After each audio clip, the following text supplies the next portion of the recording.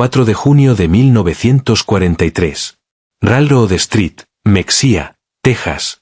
El lápiz temblaba ligeramente mientras una Fitzia Berer Burkhardt escribía en su diario oculto, registrando palabras que le habrían valido confinamiento en solitario si sus propios oficiales las descubrían. Los americanos deben estar mintiéndonos. Ninguna nación podría tener tal abundancia mientras lucha en dos frentes. A través de la ventana del tren, acababa de presenciar algo que contradecía 3 años de propaganda nazi. Luces eléctricas brillaban en cada granja, en cada esquina, en cada escaparate. Una constelación interminable de electricidad se extendía por las llanuras de Texas a las 10 de la noche. En Alemania, las regulaciones de apagón habían sumido al Reich en la oscuridad desde 1940. Incluso antes de la guerra, la electrificación rural apenas alcanzaba al 20% de las granjas alemanas. Y, sin embargo, allí, en lo que la propaganda nazi describía como una América decadente y en ruinas, la electricidad fluía como el agua. 1850 veteranos del cuerpo africano de Rommel descendieron del tren de pasajeros. No vagones de ganado, no furgones de carga, sino coches Pullman acolchonados, con servicio de comedor y camas. Toda la población de Mexia se había reunido para presenciar su llegada. Lo que nadie sabía era que ese momento detonaría la transformación psicológica más profunda de la historia moderna, la demolición sistemática de la ideología nazi mediante la simple demostración de la capacidad industrial estadounidense. Las matemáticas de la victoria aliada no se escribían en planes de batalla, sino en estadísticas de producción que pronto destrozarían todas las creencias que esos soldados tenían sobre sus enemigos, su patria y su causa.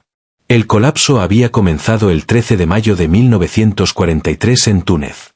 El general Jürgen von Arnim, sucesor de Rommel, se rindió junto con aproximadamente 250.000 a 275.000 soldados alemanes e italianos.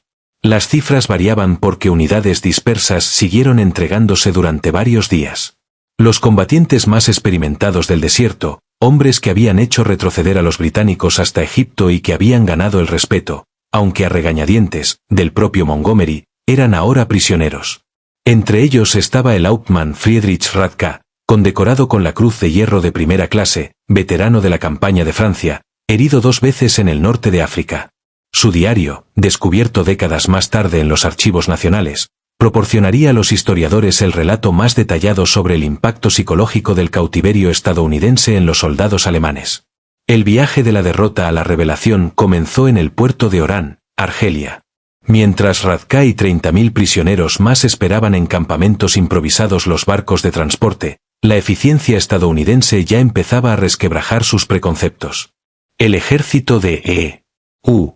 procesaba miles de prisioneros diariamente con una precisión organizativa que superaba todo lo que la Wehrmacht había logrado incluso en el apogeo de su poder. Tarjetas de identidad fotografiadas y archivadas, exámenes médicos completados, vacunas administradas, derechos de la Convención de Ginebra explicados en perfecto alemán por oficiales estadounidenses entrenados específicamente para ese momento. Pero el primer verdadero impacto llegó con la comida. El Obergefreiter Hans Müller, capturado con la 21ª División Panzer, escribió a su madre 8 meses después. En la jaula de Orán, mientras esperábamos los barcos, los americanos nos alimentaron mejor de lo que habíamos comido en 6 meses de guerra en el desierto. Pan blanco, café de verdad, carne 2 veces al día. Pensamos que era propaganda, que querían impresionarnos. No nos dimos cuenta de que esa era su ración militar estándar. Los barcos Liberty que los llevarían a través del Atlántico eran en sí mismos monumentos de la capacidad industrial americana. El SS Robert E. Peary había sido construido en 4 días, 15 horas y 29 minutos en los astilleros Kaiser de Richmond, California. Un hecho que habría sido descartado como propaganda imposible si los alemanes lo hubieran sabido. Estos buques, producidos a razón de 3 por día en el pico de producción, regresaban de llevar suministros al teatro europeo. En lugar de volver vacíos, transportaban hasta 30.000 prisioneros de guerra por mes en el verano de 1943. La travesía de 2 semanas por el Atlántico en julio de 1943 marcó la segunda fase de la demolición psicológica. El sargento Kurt Zimmermann, de la 90ª División Ligera, llevó un registro detallado que sobrevivió en cartas enviadas a su familia tras su repatriación. Señalaba que la tripulación del barco desechaba más comida cada día de la que su compañía entera había recibido en raciones semanales durante los últimos meses en África. Los marineros americanos tiraban filetes a medio comer, hogazas enteras de pan, galones de leche que se habían quedado demasiado tiempo. Lo hacían abiertamente, sin intención de burlarse, sino porque para ellos ese desperdicio no significaba nada. Su suministro era ilimitado, escribió. Los barcos mismos se convirtieron en aulas flotantes del poder americano. Los prisioneros descubrieron que la nave que los transportaba era una de las 2.710 Liberty construidas durante la guerra. Cada una requería 250.000 piezas ensambladas con componentes fabricados en 32 estados. Los motores, supieron gracias a los guardias americanos conversadores, se construían en 3 fábricas distintas, cada una produciendo cilindros de 900 caballos de fuerza que luego se ensamblaban en puertos que apenas existían 2 años antes. El teniente coronel Wilhelm von Stobern, de una familia prusiana aristocrática con tradición militar desde Federico el Grande, escribiría después en sus memorias: cuando nuestro barco se acercaba a la costa americana, observé la antena del radar girando sobre el puente. Esa tecnología, que creíamos exclusiva nuestra y de los británicos en cantidades limitadas, era equipo estándar en un simple carguero. Fue entonces cuando sospeché por primera vez que Alemania ya había perdido la guerra. 2 de agosto de 1943, base naval de Norfolk, Virginia. La primera visión de América destrozó los últimos restos de la propaganda nazi sobre la debilidad industrial estadounidense. La base se extendía por 4,300 acres, con muelles que alcanzaban kilómetros y grúas que cargaban y descargaban decenas de barcos al mismo tiempo. En un solo día, ese puerto manejaba más tonelaje que todo el puerto de Hamburgo en una semana. Gerhard Johann Weber, un obrero de fábrica en el Ruhr antes de su conscripción, contó 47 buques de carga en diversas fases de carga y descarga. Cada grúa, anotó en su diario secreto, levantaba cargas que en Alemania habrían requerido una docena de hombres y caballos. Allí se movían con energía eléctrica, suavemente, sin cesar, sin el humo del carbón que ahogaba nuestras ciudades industriales. Los prisioneros fueron formados en columnas para la marcha hacia los trenes que los esperaban. En el trayecto, pasaron junto a estacionamientos llenos de automóviles civiles, cientos de ellos propiedad de los trabajadores portuarios. En Alemania, el automóvil privado seguía siendo un privilegio de los ricos y de la élite del partido. El Volkswagen, prometido al pueblo alemán desde 1934, no era más que un sueño propagandístico, con menos de 1000 unidades entregadas a civiles. Allí, en cambio, simples obreros acudían a su trabajo en sus propios coches. Pero nada los preparó para los trenes en sí. No eran vagones de carga, ni los llamados 48, 40 hombres u 8 caballos, que habían transportado a las tropas alemanas por Europa, sino coches de pasajeros completos. Vagones Pullman con asientos acolchados que se convertían en literas. Vagones comedor con manteles blancos y cubiertos de plata. Vagones de observación con ventanas panorámicas. Edmund Radka escribió: subimos como turistas, no como prisioneros. Los guardias estadounidenses parecían casi avergonzados por tanta comodidad. Un sargento se disculpó porque el aire acondicionado no funcionaba bien en nuestro vagón. Aire acondicionado. En agosto, nosotros creíamos que semejante lujo solo existía en el tren personal de Hitler. El viaje en tren de 3 días desde Norfolk hasta los campos de Texas y Oklahoma resultó más destructivo para la ideología nazi que cualquier derrota militar.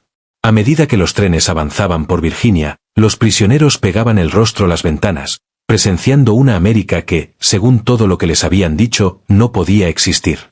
Cada pueblo pequeño resplandecía de luz.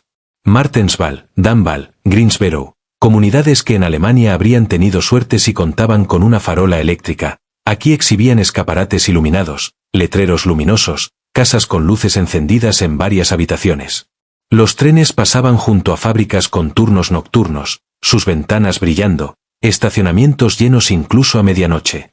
Sargento Jefe Mer, cuyo padre era dirigente de barrio del partido nazi en Hamburgo, escribió en una carta descubierta en 1987, esa primera noche pasamos por decenas de ciudades. Cada una tenía más electricidad que todo Hamburgo. Los guardias nos dijeron que eso era normal, que cada pueblo estadounidense tenía electricidad desde la década de 1920. Le llamé mentiroso. Él solo se encogió de hombros y dijo que lo veríamos por nosotros mismos. En Roanoke, Virginia, el tren se detuvo por agua y carbón. Los prisioneros observaron cómo los ferroviarios estadounidenses realizaban en 30 minutos lo que en Alemania habría tomado 2 horas.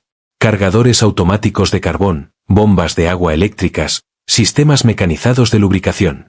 Cada aspecto de la operación demostraba superioridad tecnológica. Más inquietante aún era la riqueza casual de los propios trabajadores. Llevaban botas de cuero que a un obrero alemán le habrían costado 2 meses de salario. Bebían Coca-Cola en botellas de vidrio y arrojaban los envases a los basureros sin pensarlo. Fumaban cigarrillos sin pausa, apagándolos a medio terminar. El sargento Heinrich Müller, ingeniero eléctrico en Siemens antes de la guerra, calculó que el solo patio ferroviario en el que se detuvieron consumía en 1 hora más electricidad que todo su distrito en Berlín en un día. El derroche era magnífico, escribió. Dejaban las luces encendidas en edificios vacíos.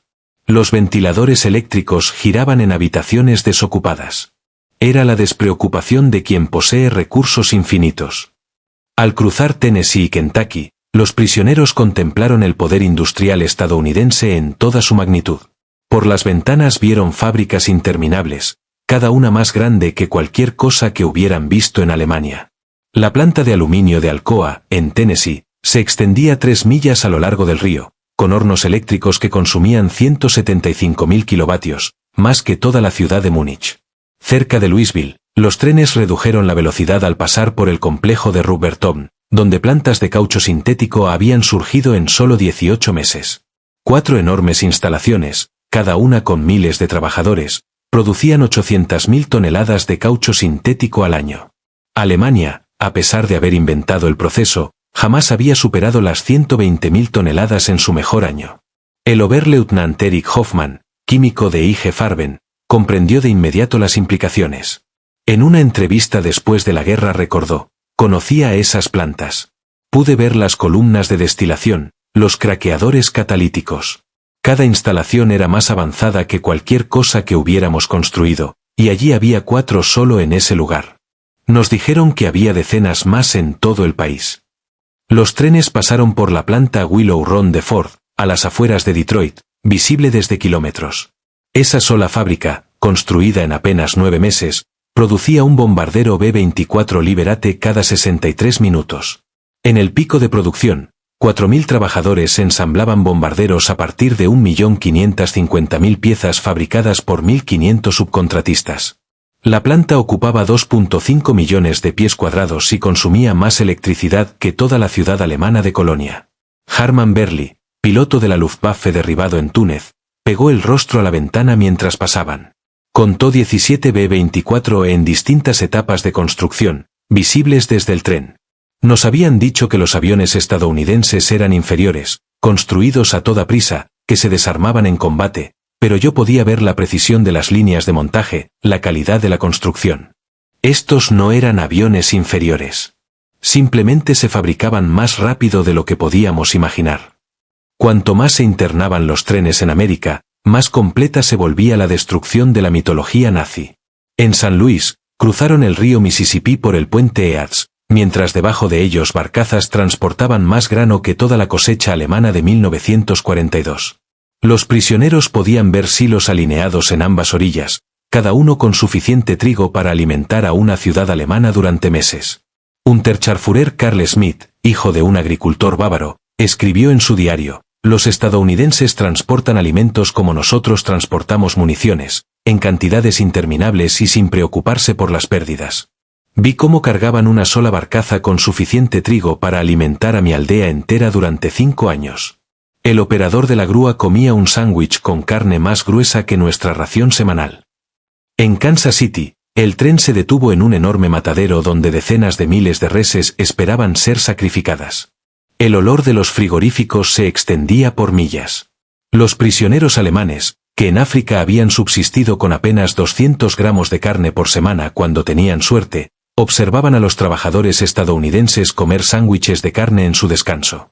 Ellos comían carne como nosotros comemos pan, escribió el Gefreiter Paul Fischer. No, eso está mal. Comían carne como nosotros desearíamos poder comer pan. El guardia nos compró hamburguesas en un puesto cerca de la estación. Carne, Queso, verdura sobre pan blanco, 15 piezas. Compró 20 sin pensarlo, pagó con un solo billete de $1. Eso no era algo especial. Era su comida normal. La llegada a los campos de prisioneros representó el siguiente nivel de demolición cognitiva. El campo de Harney, Texas, construido en apenas 4 meses, albergaba entre 3.000 y 4,800 prisioneros en condiciones que superaban lo que la mayoría había conocido como civiles. Barracones de madera con luz eléctrica, sanitarios con agua corriente, duchas calientes y calefacción de vapor. Cada edificio estaba construido con más madera de la que poseían aldeas enteras en Alemania. El hospital del campo asombró al personal médico entre los prisioneros. El teniente coronel Dr. Friedrich Bauer, jefe de cirugía de la 164ª División Ligera, se encontró en una instalación mejor equipada que la mayoría de los hospitales civiles alemanes. Rayos X, instrumental quirúrgico, suministros farmacéuticos que en Alemania eran inalcanzables desde 1941. Todo era provisión estándar para prisioneros enemigos. Tenían penicilina, testificaría después el Dr. Bauer, esa droga milagrosa de la que solo habíamos oído rumores. La usaban libremente, incluso en prisioneros con infecciones menores. Soldados alemanes estaban muriendo por falta de simples sulfas, y los estadounidenses nos daban su medicina más avanzada sin dudarlo. La cocina del campo se convirtió en otra lección de prosperidad americana. Los prisioneros asignados al servicio descubrieron refrigeradores industriales, batidoras eléctricas, lavavajillas automáticos y cocinas de gas capaces de preparar alimentos para 5.000 hombres. La ración diaria incluía leche fresca, huevos, carne, verduras y pan blanco, cantidades que los civiles alemanes no habían visto desde 1939. El sargento Otto Krebs, antiguo chef de hotel en Múnich, escribió: «Hoy tiramos más comida de la que mi familia ha visto en 3 años. No comida echada a perder, simplemente sobrante». Las regulaciones americanas exigen preparar un 10% más de lo necesario para asegurar que cada prisionero reciba su ración completa. El excedente se descarta. Lloré mientras arrojaba pan perfectamente bueno a la basura. Para septiembre de 1943, la escasez de mano de obra en la agricultura estadounidense llevó a emplear prisioneros en los campos y fábricas del país. Esta decisión, motivada por necesidad, resultaría más destructiva para la ideología nazi que cualquier programa de propaganda. Grupos de prisioneros eran trasladados a diario a los lugares de trabajo, viajando por el corazón de América sin vendas en los ojos ni rutas restringidas. Lo veían todo: los interminables campos de maíz y trigo, las fábricas funcionando a 3 turnos, las tiendas llenas de mercancías, los estacionamientos llenos de automóviles, las casas con refrigeradores y radios. En una desmotadora de algodón cerca de Houston, el Unterarzt Herbert Lang observó cómo una sola máquina procesaba en 1 hora más algodón del que todo su pueblo podría manejar en un mes con métodos tradicionales. La desmotadora funcionaba con electricidad proveniente de la Autoridad del Río Colorado, parte de un programa de electrificación rural que había llevado energía al 90% de las granjas de Texas para 1943. El agricultor dueño de la máquina no era nadie especial, registró Lang. No era aristócrata ni miembro del partido, solo un granjero. Sin embargo, tenía electricidad, agua corriente, un camión, un automóvil y un tractor. Sus trabajadores, incluidos los negros, almorzaban cajas con más comida de la que un obrero alemán recibía en una semana. Y esto era normal. Cada granja que pasamos era igual. En Nebraska, prisioneros trabajaron en campos de remolacha azucarera, presenciando una mecanización agrícola que desafiaba la comprensión. Una sola cosechadora podía hacer el trabajo de 100 hombres. Los campos se extendían hasta el horizonte, cada uno más grande que condados enteros en Alemania. Los granjeros hablaban con naturalidad de rendimientos que en Alemania habrían parecido fantasía: 60 bushels de trigo por acre frente a los 30 en las mejores tierras alemanas. El Gefreiter Wilhelm Hoffmann, trabajando en una granja cerca de Scottsbluff, escribió: «El hijo del granjero, un muchacho de 16 años, conducía un tractor que valía más que todo lo que mi padre había ganado en su vida. Cuando se lo mencioné, el chico se rió y dijo que ni siquiera era un tractor particularmente bueno. Su padre esperaba un modelo nuevo de John Deere que sería aún mejor». Las revelaciones más devastadoras llegaron a los prisioneros que trabajaron cerca o dentro de fábricas estadounidenses. Aunque las reglas de la Convención de Ginebra prohibían el trabajo directo en producción bélica, si se les permitía emplearse en industrias que liberaran a trabajadores estadounidenses para tareas militares. Esta particularidad permitió que miles de prisioneros alemanes presenciaran de primera mano la capacidad industrial de Estados Unidos. En una fábrica de sopas Campbell en Nueva Jersey, los prisioneros vieron líneas de producción que procesaban en un solo día más tomates de los que la mayoría de las fábricas alemanas manejaba en un mes. La planta operaba con una plantilla reducida de mujeres y ancianos, pues la mayoría de los jóvenes estaban en el ejército. Sin embargo, la producción superaba los niveles de tiempos de paz. El sargento jefe Ernst Wagner, que había trabajado en una planta procesadora de alimentos en Alemania antes de la guerra, documentó la experiencia. Todo estaba automatizado. Cintas transportadoras eléctricas, máquinas de llenado automático, cocedores de vapor que procesaban cientos de latas al mismo tiempo. Una anciana supervisaba los controles que coordinaban lo que en Alemania habría requerido 50 trabajadores. Lo hacía mientras escuchaba la radio y bebía café. Cerca de Detroit, prisioneros descargando carbón en una planta eléctrica pudieron observar la conversión de la industria automotriz a la producción bélica. El complejo de River Rouge, visible desde la orilla, empleaba a 100.000 trabajadores que producían JEPs, motores de avión y tanques. La planta consumía diariamente 1.5 millones de kilovatios de electricidad, más que toda la ciudad de Hamburgo. Podíamos ver los estacionamientos, escribió el sargento jefe Franz Kellner. Miles de autos pertenecientes a los trabajadores. En Alemania, ni siquiera nuestros oficiales tenían automóviles. Aquí, los obreros de fábrica iban a trabajar en coche. El guardia nos dijo que muchos tenían 2 autos, uno para el trabajo y otro para la familia. Pensamos que se estaba burlando de nosotros. Para el invierno de 1943, el impacto acumulado de todas estas observaciones producía lo que los oficiales de inteligencia estadounidenses llamaban el síndrome de colapso ideológico entre los prisioneros. La División de Proyectos Especiales, el programa secreto de reeducación dirigido por la Oficina del Procurador General de Prisioneros de Guerra, documentaba un número creciente de prisioneros que solicitaban acceso a periódicos, libros y materiales educativos estadounidenses. El mayor Paul Noelan, miembro del equipo de monitoreo, informó en diciembre de 1943, los prisioneros ya no discuten cuando se les muestran las estadísticas de producción. Han visto demasiado. Los nazis más fanáticos se han vuelto silenciosos. Siguen manteniendo lealtad a Alemania. Sino por experiencia vivida. Ya no hablaban de victoria. Muchos empezaban a cuestionar abiertamente lo que les habían contado sobre América. Los periódicos de los campos, redactados por los propios prisioneros, comenzaron a reflejar esa transformación. Der Ruf, el diario publicado en Fort Kearny, Rhode Island, pasó poco a poco de un nacionalismo desafiante a discusiones sobre democracia, sistemas económicos y la reconstrucción después de la guerra. Los editores, prisioneros antinazis cuidadosamente seleccionados, encontraban a su público cada vez más receptivo. El teniente Hermann Gatz, capturado con la 10ª División Panzer, escribió en una carta que pasó la censura estadounidense. Nos dijeron que América era una nación mestiza, débil, dividida, controlada por judíos, incapaz de proezas militares. Cada día que paso aquí veo lo contrario. Este es el país más organizado, unido y poderoso de la tierra. Nos contaron cuentos de hadas criminales. El golpe más devastador contra la ideología nazi llegó de una fuente inesperada: el trato a los prisioneros italianos tras la rendición de Italia en septiembre de 1943. Los italianos que aceptaban cooperar fueron organizados en unidades de servicio, con mejores alojamientos, mayor paga y más libertad. Los prisioneros alemanes veían a sus antiguos aliados trabajar junto a los estadounidenses, comer en restaurantes, e incluso algunos salir con mujeres norteamericanas.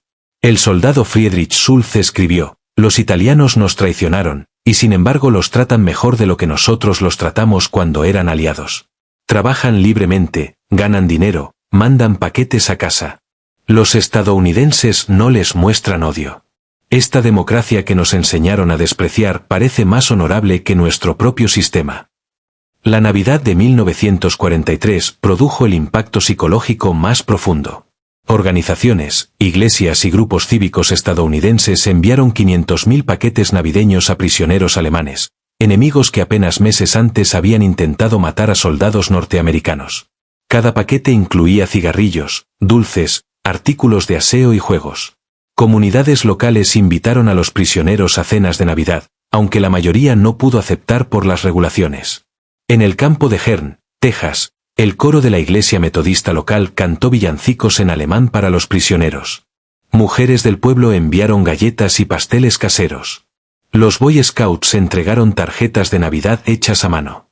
Esa bondad hacia los enemigos destrozó los últimos vestigios de la teoría racial nazi. El teniente Walter Müller, cuyo hermano había muerto en el bombardeo de Hamburgo, escribió: «Ellos saben que somos sus enemigos. Muchos tienen hijos y esposos luchando contra nuestro ejército. Y aún así nos muestran caridad cristiana, no propaganda, sino verdadera bondad. ¿Qué clase de pueblo trata así a sus enemigos? Solo aquellos absolutamente seguros de la victoria y de su poder». La cena navideña superaba toda comprensión: pavó, jamón, puré de papas, salsa, verduras, pasteles, helado, cantidades de comida que Alemania no veía desde antes de la Primera Guerra Mundial. Los prisioneros comieron hasta enfermarse, incapaces de entender que tales recursos se ofrecieran a enemigos. «Comimos como reyes», escribió el sargento Hans A., «mejor que los generales alemanes, mejor que los líderes del partido. Y esto no era algo especial. Los guardias nos dijeron que era una Navidad americana normal, que cada familia del país comía lo mismo. Si alimentan a los prisioneros así, ¿qué comerán sus soldados?». A comienzos de 1944, más de 40.000 prisioneros estaban inscritos en programas educativos. Estudiaban inglés, historia de Estados Unidos, matemáticas y ciencias. La Universidad de Chicago ofrecía cursos por correspondencia. Stanford enviaba profesores a dar conferencias sobre democracia y economía. El hambre de conocimiento era insaciable. Prisioneros que habían creído que los estadounidenses eran bárbaros incultos descubrieron bibliotecas con millones de libros, universidades abiertas a todas las clases sociales y una investigación científica a la vanguardia mundial. El Dr. Wilhelm von Braun, físico del Instituto Kaiser Wilhelm, asistió a conferencias de física atómica en el campus Shelby. Después escribió: «Profesores americanos, incluidos refugiados judíos de Alemania, nos enseñaban sin odio. Hablaban de la ciencia como algo universal, patrimonio de toda la humanidad. Estaban años por delante de la investigación alemana, y compartían su conocimiento incluso con enemigos. Esa generosidad era incomprensible para mentes moldeadas por la ideología nazi». En los teatros de los campos se proyectaban películas de Hollywood, no propaganda. Los prisioneros vieron lo que el viento se llevó, identificándose con una historia de derrota y reconstrucción.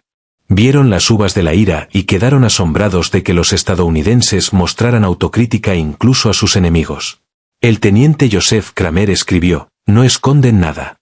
Muestran sus problemas, sus fracasos, sus conflictos. Y esa honestidad los hace más fuertes, no más débiles. En Alemania, tal crítica significaría la muerte.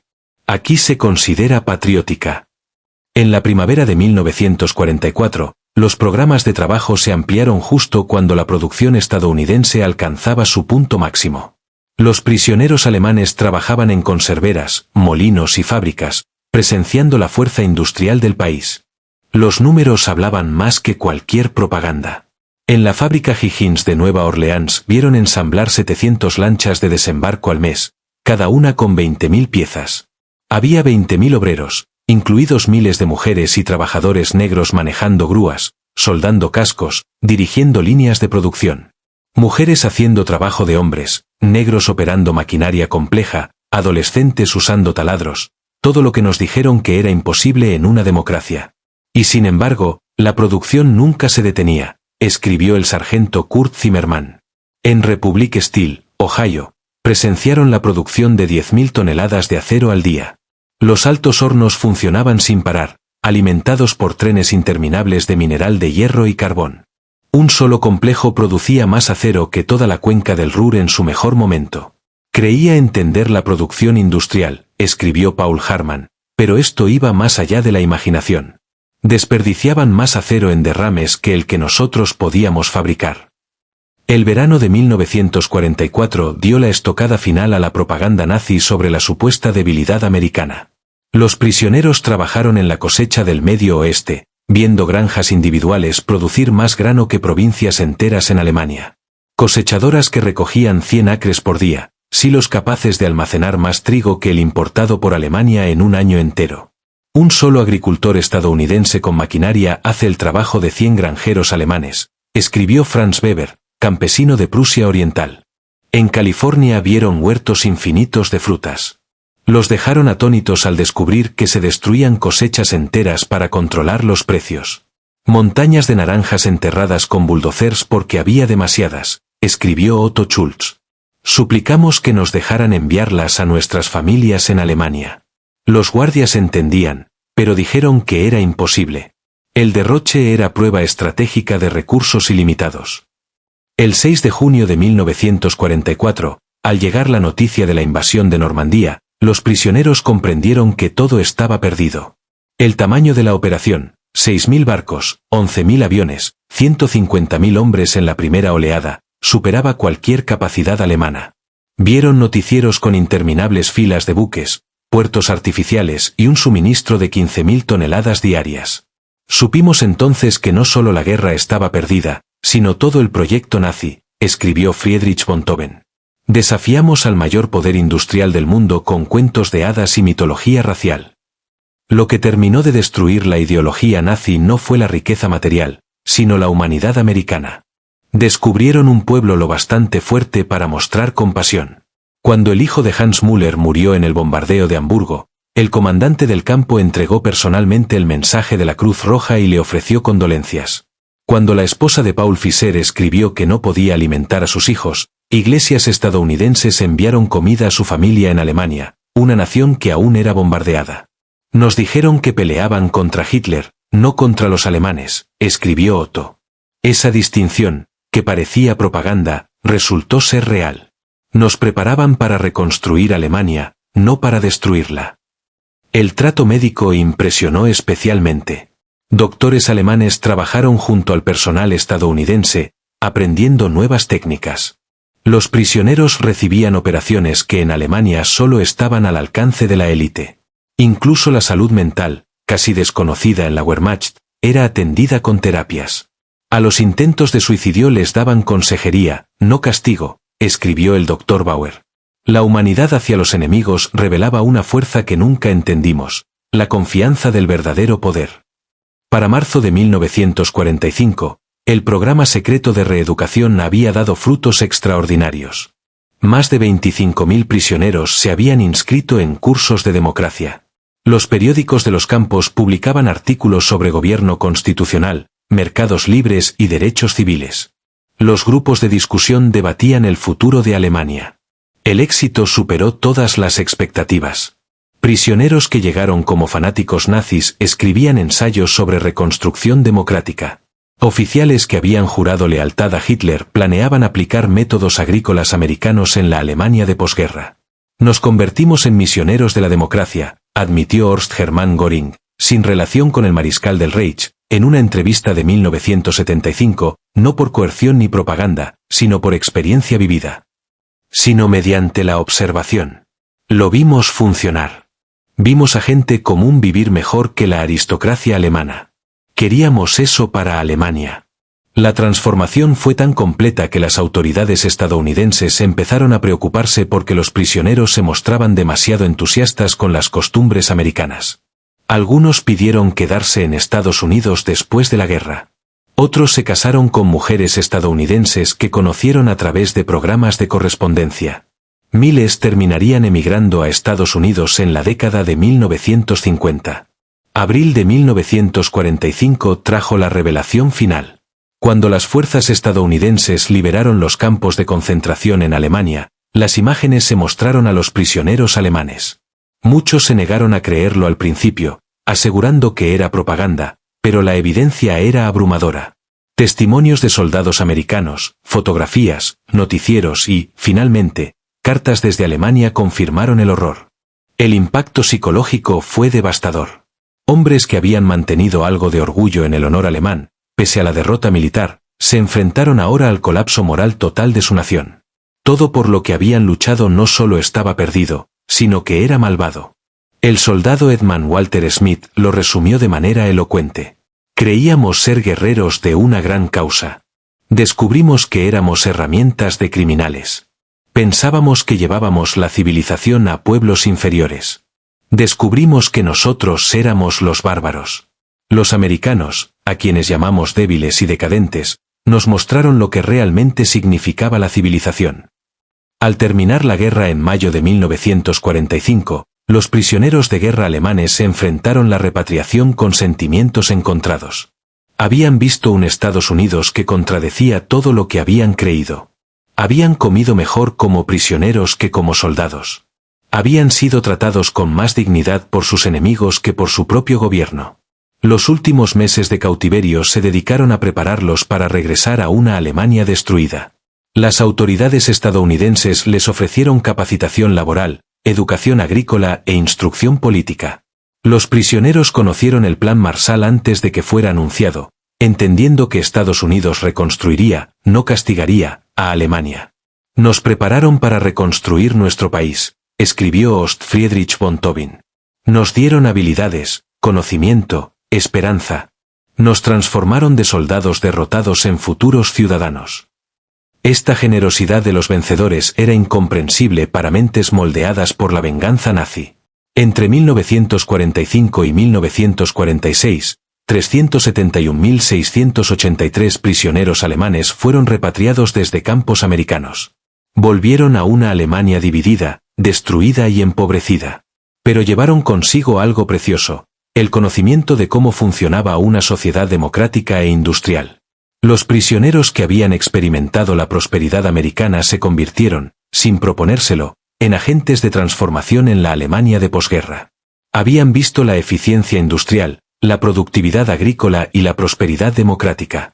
Sabían que la reconstrucción era posible porque habían presenciado una sociedad que lo había logrado. Muchos antiguos prisioneros alcanzaron posiciones destacadas en la reconstrucción de Alemania Occidental. Hans Kroll, prisionero en Camp Shelby, se convirtió en embajador de Alemania Occidental en Estados Unidos. Walter Einstein, que impartió clases en Camp Kao, llegó a ser presidente de la Comisión Europea. Rüdiger von Marr, recluido en Camp Hern, fue representante permanente de Alemania ante las Naciones Unidas. Edward Ackermann, prisionero en Fort Robinson, se convirtió en líder de la reforma agrícola alemana. Llevaron los métodos estadounidenses a la industria alemana, la eficiencia americana a la agricultura alemana y los ideales democráticos a la política alemana. El milagro económico de los años 50 se construyó en parte sobre el conocimiento adquirido en los campos de prisioneros en América. Aprendimos que la prosperidad venía de la libertad, no de la conquista, escribió Hans Kroll en sus memorias. Vimos que la democracia creaba riqueza, que la diversidad traía fortaleza, que tratar bien a los trabajadores aumentaba la producción. Esas lecciones, aprendidas en cautiverio, moldearon la nueva Alemania. Los historiadores han calificado la experiencia de los prisioneros alemanes en Estados Unidos como uno de los programas de reeducación más exitosos de la historia. Sin coerción, sin propaganda en el sentido tradicional, el poder industrial y la democracia americana convirtieron a nazis endurecidos en futuros ciudadanos democráticos. El programa tuvo éxito porque se basó no en palabras, sino en la observación. Los prisioneros vieron a la sociedad americana funcionar con eficiencia máxima mientras trataba a sus enemigos con dignidad. Presenciaron una capacidad industrial que hacía parecer primitiva la producción alemana. Experimentaron un nivel de vida que desenmascaró las promesas nazis como fantasías. El doctor Arnold Kramer, principal historiador de los prisioneros alemanes en América, concluyó: Estados Unidos ganó la guerra de la propaganda no con mensajes ingeniosos, sino con pura realidad. Cada comida completa, cada luz eléctrica, cada inodoro funcionando era un argumento contra el nazismo. Los prisioneros fueron convertidos por la prosperidad. Las estadísticas lo confirman: de los 371.683 prisioneros alemanes recluidos en América, menos del 1% intentó escapar, con solo 2.222 intentos en total. Las encuestas posteriores mostraron que el 95% calificó su trato como bueno o excelente. Lo más notable fue que miles mantuvieron correspondencia con familias americanas durante décadas después de la guerra. En 1985, en el 40 aniversario del fin de la guerra, antiguos prisioneros alemanes realizaron una reunión en Austin, Texas. Más de 500 regresaron a América, muchos con sus familias, para mostrarles dónde había comenzado su transformación. El exoficial Hans Bea, prisionero en Fort Robinson y luego médico en Georgetown, Maine, habló en la reunión. La vida en los campos fue una mejora enorme para muchos de nosotros que crecimos en viviendas pobres en Alemania. Descubrimos agua corriente, calefacción central y comida abundante. Pero más que eso, descubrimos la dignidad. El antiguo sargento Kurt Mehr, que trabajó en granjas de Iowa, agregó, los granjeros nos trataron no como enemigos, sino como jóvenes lejos de casa. Compartieron sus comidas, sus conocimientos, a veces hasta sus hogares. Esa humanidad, de parte de personas cuyos hijos luchaban contra nosotros, nos cambió para siempre. En la cena de 1985, el exteniente Hermann Gatz, de 78 años, pronunció el discurso principal que capturó la esencia de la transformación. Llegamos a América como enemigos, como nazis, como creyentes en una mentira. Nos fuimos como amigos, como demócratas, como hombres que habían visto la verdad. América nos mostró que la fuerza no viene de la conquista, sino de la producción, no del odio, sino de la diversidad, no de la tiranía, sino de la libertad. Fuimos testigos del arsenal de la democracia en plena producción. Vimos a granjeros que alimentaban al mundo, a trabajadores que construían las herramientas de la victoria, y a ciudadanos que trataban con dignidad a sus enemigos. Aprendimos que la verdadera arma de Estados Unidos no eran sus bombas ni sus tanques, sino su inagotable capacidad de creación y su confianza inquebrantable. Regresamos a Alemania con la misión de construir una sociedad que pudiera crear en lugar de destruir, que pudiera prosperar con la paz en lugar de la guerra. La Alemania que surgió de las cenizas se levantó sobre las lecciones aprendidas en los campos de prisioneros americanos. Nosotros, que llegamos como conquistadores, nos fuimos como estudiantes. A América, de parte de sus antiguos enemigos, ahora sus amigos, gracias por mostrarnos el camino. El auditorio estalló en una ovación de pie. Americanos y alemanes juntos, antiguos enemigos unidos en el reconocimiento de una transformación que parecía imposible cuando aquellos primeros trenes llegaron a Texas en junio de 1943.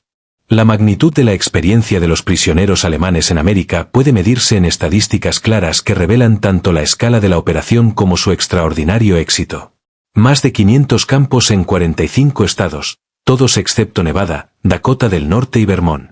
175 campos principales y 325 subsidiarios. Cada uno alojaba entre 250 y 12.000 prisioneros, construidos en un promedio de 90 días. La población total alcanzó 371.683 prisioneros alemanes de un total de 425.871 del eje, con su punto máximo en mayo de 1945.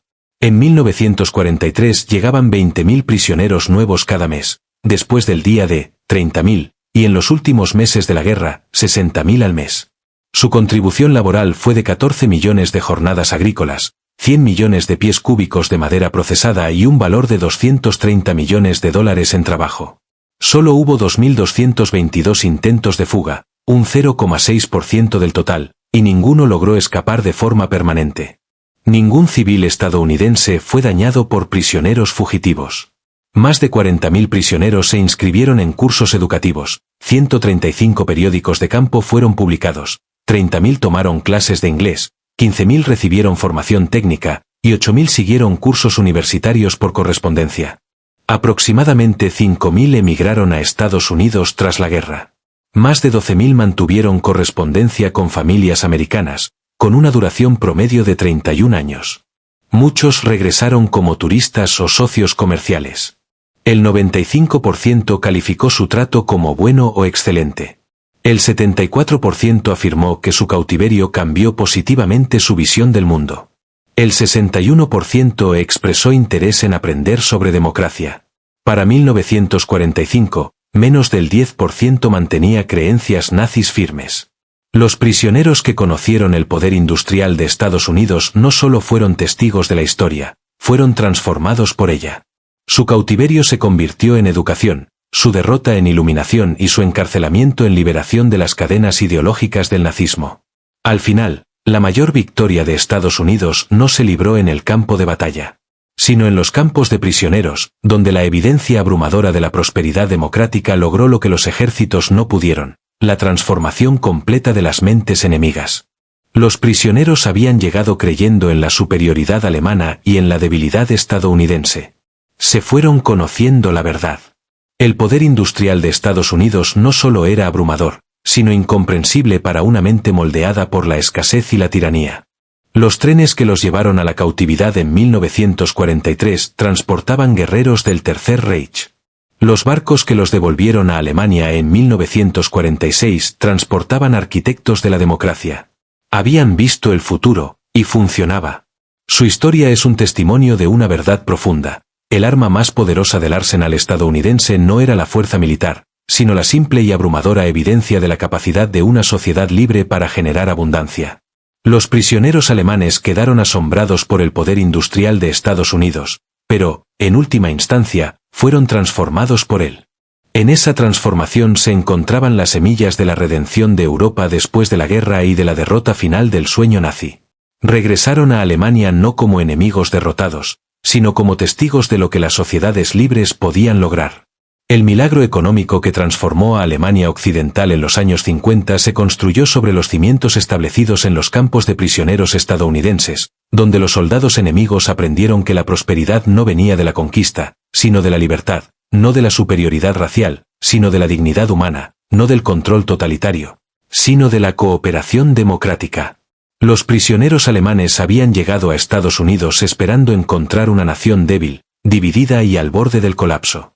En cambio, descubrieron un coloso industrial de poder ilimitado y sorprendente humanidad. Llegaron como prisioneros de guerra y se fueron como testigos del arsenal de la democracia en su máximo esplendor. En su asombro ante la abundancia estadounidense nacieron las semillas psicológicas de la Alianza Atlántica, del Plan Marshall y de la reconstrucción democrática de Alemania. Habían visto a Estados Unidos y nunca serían los mismos. Sus hijos crecerían en una Alemania democrática aliada con Estados Unidos, una asociación construida sobre la transformación que comenzó cuando veteranos del Afrika Korps bajaron de un tren en Mexía, Texas, y descubrieron que todo en lo que habían creído estaba equivocado. La historia de los prisioneros alemanes en América es, en última instancia, una historia de redención a través de la revelación. Demuestra que a veces las mayores victorias no se logran mediante la destrucción, sino mediante la demostración, no mediante propaganda, sino mediante prosperidad, no mediante odio, sino mediante humanidad. Los soldados alemanes que fueron testigos del poder industrial estadounidense se convirtieron en embajadores involuntarios de la democracia, llevando a su tierra natal las semillas de transformación que florecerían en una de las reconstrucciones más exitosas de la historia. Su viaje de guerreros nazis a ciudadanos democráticos sigue siendo una de las transformaciones más notables de la historia moderna. No se logró mediante la fuerza, sino a través de la evidencia abrumadora de lo que los pueblos libres podían alcanzar trabajando juntos. Al final, esa fue el arma secreta de Estados Unidos, no solo la capacidad de producir más tanques y aviones que cualquier otra nación en la historia, sino la capacidad de transformar enemigos en amigos mediante el simple poder del ejemplo. Los prisioneros alemanes quedaron asombrados por el poder industrial de Estados Unidos, pero, más importante aún, fueron cambiados por él. Y en ese cambio se sentaron las bases para un mundo mejor.